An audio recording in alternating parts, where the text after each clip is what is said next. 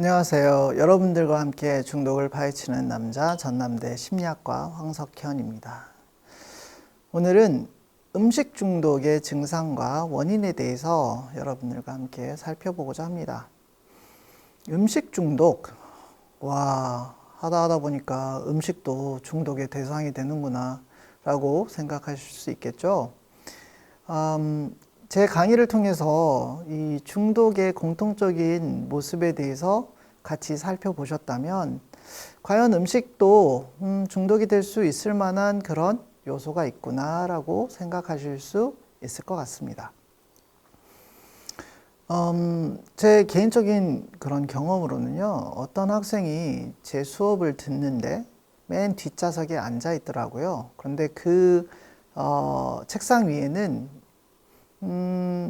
좀처럼 강의실에서 볼 수 없는 그런 물건이 위에 놓여져 있었는데 그것은 바로 1.5리터 콜라였습니다. 네. 그래서 학생한테 너 많이 목마른가 보구나 라고 이제 우스갯소리로 얘기를 했는데 그 친구의 대답이 네, 저 콜라 없으면 못 살아요. 하루에 5개 정도 마셔요. 그래서 제가 다섯 개? 그러면은 5병? 네. 그 친구의 대답은 네, 그래요. 저는 하루에 1.5리터를 5병 이상 마신다고 얘기를 합니다. 자, 여러분들 어떻게 생각하세요? 단순히 이 친구는 코카콜라를 좋아한 그냥 독특한 음식 취향을 갖고 있는 친구일까요?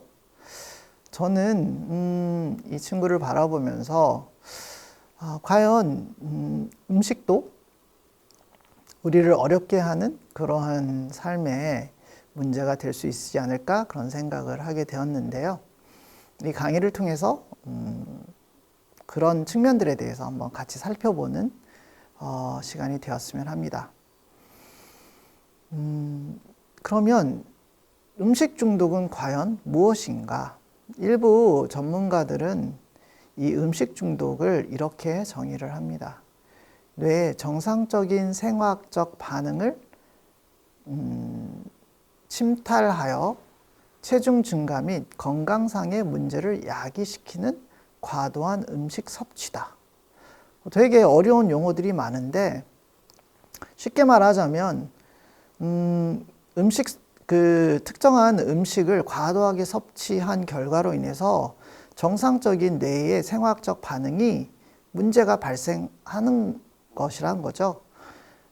그래서 그런 문제로 인해서 그 문제에 포함되는 것이 여러 체중 증가 또는 건강상의 문제이다라는 그런 내용입니다. 자, 여러분들 어떻게 생각하세요? 음식이 과연 문제가 될 수 있을까요? 그리고 그렇다면 그냥 비만하고 또는 과식하고 음식 중독하고는 어떻게 다를까요? 자, 음식 중독의 그 특징들을 한번 살펴보겠습니다.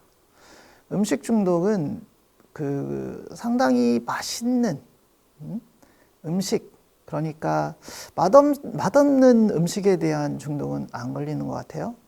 네, 상당히 맛있다고 여겨지는 그런 음식에 대해서 특히 지방, 또 당, 또는 소금, 네, 염분이 많은 그런 음식이 뇌에서 촉발 요인으로 또는 촉발적 반응을 유발시켜서 그걸 통해서 이 쾌락이나 만족감을 유발시키는 그런 과정을 수반하는 것이다 라고 얘기를 하고요. 자, 이 반응이 사실 물질 중독자가 특정한 약물을 선택해서 사용하는 것과 유사한 일련의 어떤 과정 그리고 행동을 수반한다 라고 보는 거죠.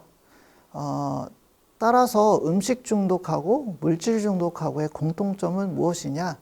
둘 다 어쨌든 간에 동일한 뇌의 보상 회로를 자극한다 또는 활성화시킨다라는 것이고, 이 맥락에서 음식 중독자들은 그 음식이 주는 이러한 만족감, 쾌감에 의존하게 되고, 또 그것을 음식을 섭취하지 않게 되면 네, 부정적인 그런 감정을 느끼게 돼서 배고프지 않음에도 계속 음식을 섭취하는 그런 양상의 행동을 보이는 것이 음식 중독의 핵심이다라고 보는 것입니다.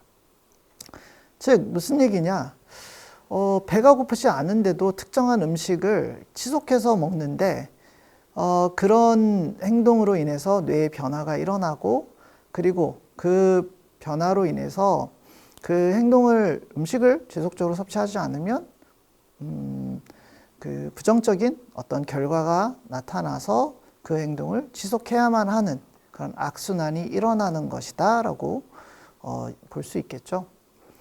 여기 여러분들이 보는 것은 음식 중독 문진표인데요. 지난 1년간 얼마나 이런 다음과 같은 증상을 겪었는지에 따라서 점수를 매기는 거예요. 특정 음식을 먹기 시작하면 생각보다 많이 먹는다. 어떤 음식은 절대 먹지 않아서 걱정된다. 네, 과식으로 몸이 느려지거나 피곤한 시간이 많다. 부정적인 감정을 음식으로 해결하려고 한다. 특정 음식을 먹지 않으면 불안, 초조 또는 다른 증상이 발생한다. 식욕과 음식이 스트레스의 원인이 될 때가 있다. 음식과 식습관으로 능력을 발휘하기 곤란할 때가 있다. 너무 많이 먹거나 특정한 음식을 먹기 위해서 자신의 어떤 역량을 충분히 발휘하지 못하는 그런 상황도 있을 수 있다는 거죠. 그리고 감정적인 문제나 소화불량 같은 신체적인 문제가 있어도 식사량이 평소와 동일하다. 그러니까 이런 문제가 있어도요, 이전에 했던 그런 부적절한 그런 섭식 패턴을 고치지 않는다는 거죠. 그렇죠? 불쾌한 기분을 줄이거나 즐거운 기분을 느끼기 위해 점점 더 많이 먹어야 한다고 느낀다. 이것은 음식 중독의 내성을 보는 그런 확인하는 그런 것이고, 7개 문항 중에 4개 이상, 또 아래 4개 문항 중에 1개 이상 이 색칠된 것들 보면 그것이 음식 중독이 의심될 수 있다라고 볼 수 있는 겁니다. 여러분들 이걸 보시니까 어떠세요? 좀 몇 점 정도 나오셨을까요? 그렇죠? 근데 이제 7개 중에 4개 이상 해당되면 또 아래 2개 중에 1개 이상 해당되면 음식 중독을 의심할 수 있다라는 것이고,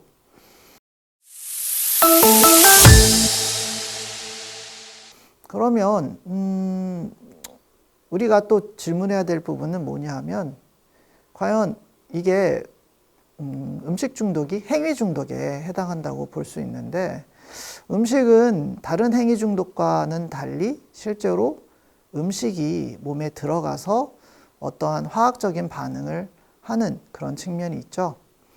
따라서 이 음식 중독과 섭식 중독, 소위 말하는 푸드 어딕션과 이팅 어딕션이 구분돼야 된다고 주장하는 그런 연구자들도 있어요. 그래서 음식 중독에 대해서 좀 살펴보니까 이 음식 중독은 섭취되는 음식의 특성에 초점을 맞추는 경우가 많습니다.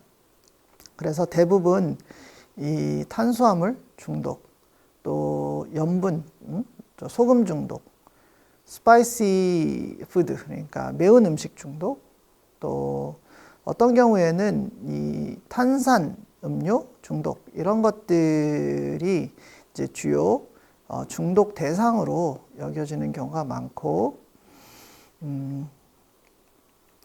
반면 섭식 중독, 이팅 어딕션은 이 사람의 행동을 먹는 행동에 또 초점을 두는데, 그 같은 경우에는 이 사람의 뭐 중독이 특정한 영양분과 관련돼 있다라는 그러한 연구 결과가 없다라는 점에 주목해요. 즉, 뭐 맵다고 해서, 짜다고 해서, 달다고 해서 그것이 그런 영양분이 이 사람의 어떤 중독을 유발한다라는 그러한 결정적인 단서는 없다라고 보고, 그런 맥락에서 이 섭식 중독, eating addiction은 그 중독 행동에 초점을 두고 그 물질 자체보다도 그 중독 행동에 초점을 두는 그런 관점이라고 보실 수 있습니다. 따라서 이런 맥락에서 섭식 중독은 이 비만하고 크게 관련성이 없고요. 따라서 비만의 어떤 개입에 대해서 생각할 때는 이러한 음식 중독 그리고 또 섭식 중독의 어떤 차이점에 대해서 고려하면서 어떤 음식을 섭취하는지 그리고 또 어떤 섭식 패턴을 보이는지를 같이 고려해야 할 필요가 있습니다. 음식 중독의 이 유병률에 대해서 잠깐 살펴보자면, 아직까지 공식적으로 인정된 그러한 진단 기준이 없기 때문에 유병률을 추산하는 데는 좀 어려움이 있을 수 있습니다. 다만 여러 연구를 통해서 밝혀진 바는 지금까지 약 한 11% 정도의 정상 체중을 가진 사람들이 이 음식 중독에 걸려 있다라는 보고가 있고, 또 비만인 사람 중에 25%에서 한 27% 정도의 성인이 이 음식 중독이 있다라고 보고 있고요. 또 폭식장애를 갖고 있는 그런 사람의 경우 56% 정도, 그리고 또 여대생 같은 경우에는 한 4% 정도가 이런 음식 중독에 걸려 있다고 추산되고 있습니다. 남학생 같은 경우에는 이런 통계는 사실 지금은 없고요. 음식 중독에 빠진 그런 사람들을 좀 살펴보면 다음과 같은 임상적인 그런 특징들, 증상들이 나타납니다. 첫 번째로 부정적인 결과가 초래됨에도 불구하고 이 특정한 음식을 계속해서 먹게 됩니다. 섭취하게 되고요. 또 특정한 음식에 대한 통제력이 손상이 되고, 또 내성과 금단 증상이 나타나도 이것을 멈추기 힘듭니다. 그러니까 아까 그 여학생 같은 경우 그 콜라를 마시지 않으면 배가 더부룩하고 자기 어떤 소화 기능이 떨어지고, 또 뭐 이거 없으면 되게 불안해지고 그렇다고 얘기를 하더라고요. 그러면서 이 강의실마다 이것을 1.5리터 통을 갖고 다니는 그런 모습을 보고 그 친구가 음식 중독이지 않을까? 그런 생각이 들기도 했고요. 그리고 그런 맥락에서 음식 중독과 폭식증은 또 어떻게 구분이 될 수 있을까?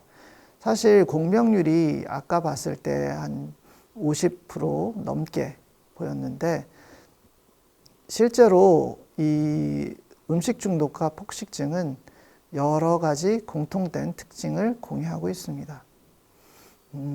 둘 다 사실 부정적인 결과가 있음에도 불구하고 이런 섭식 행동을 통제하기 힘들어하는 모습이 공통된 모습이고요.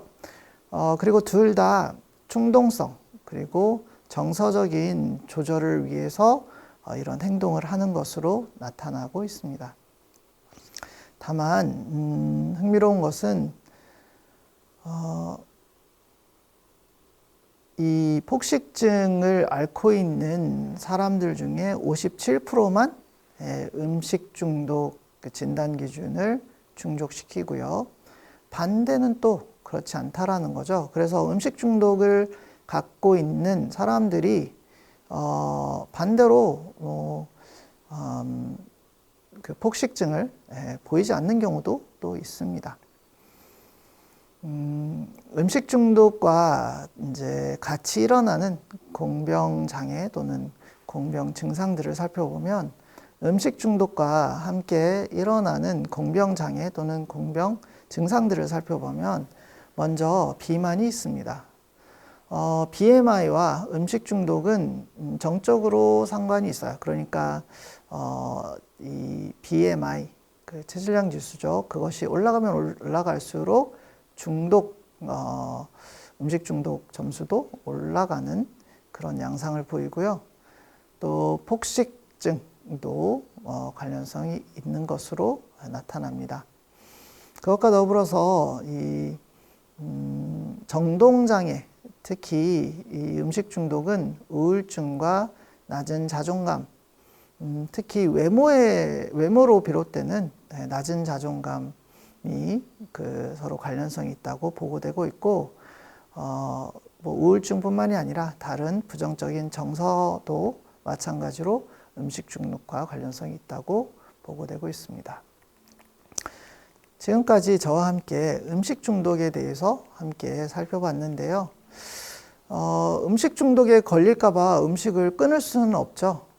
다만 우리가 어떤 식으로 음식을 섭취하는지, 또 우리가 특정 음식을 과도하게 필요 이상으로 섭취하고 있지는 않은지, 또 그러한 행동 양상으로 인해서 우리의 일상적인 기능과 역할이 어떤 손상이 입고 있지는 않은지 등을 고려하면서 복합적인 그런 원인을 살펴보고 자신에게 어떤 문제가 있는지 살펴볼 수 있는 그런 시간이 되었으면 합니다.